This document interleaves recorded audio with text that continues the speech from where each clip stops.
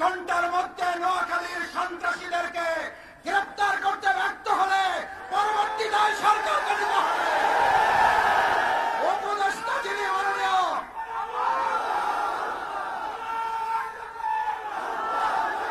যিনি স্বরাষ্ট্র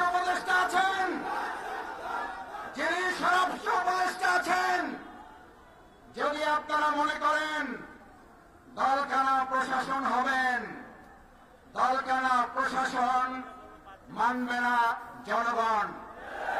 দলকানা প্রশাসনের চরিত্র কি এবং তাদের পরিণতি কি? 2024 সালের জুলাই আগস্টে শুধুমাত্র শেখ হাসিনার বিরুদ্ধে লড়াই হয় নাই, লড়াই হয়েছিল দলকানা প্রশাসনের বিরুদ্ধেও। শেখ হাসিনাকে দেশ ত্যাগ করার আগেও দলকানা প্রশাসনকে পিলারের খাম্বার সাথে ঝুলিয়ে রেখেছিল জনগণ। সকালে ব্যানার লাগালে দুপুরে ব্যানারগুলো খুলে ছিঁড়ে ফেলে দেওয়া হচ্ছে।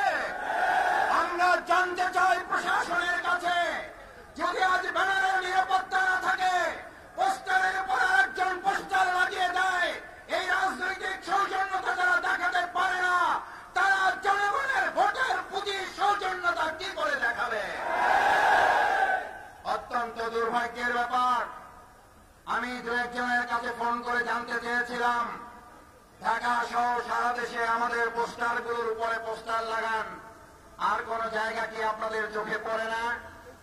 একজন হাসতে হাসতে তাদের লোক বলেছিল, মাসুদ ভাই কি বলবেন দুঃখের কথা, দলে তো এখন কর্মী নাই, ভারতের সন্ত্রাসী এবং কতিপয় টোকাই শ্রেণীর লোক দিয়ে কাজগুলো করাতে হয়।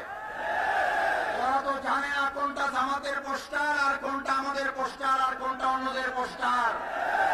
আপনারা এই দেউলিয়াতের জায়গায় পৌঁছেছেন ঢাকা বিশ্ববিদ্যালয়ের নির্বাচনের পর, এই দেউলিয়ায় পৌঁছেছেন জাহাঙ্গীরনগরের পর, এই দেউলিয়ায় পৌঁছেছেন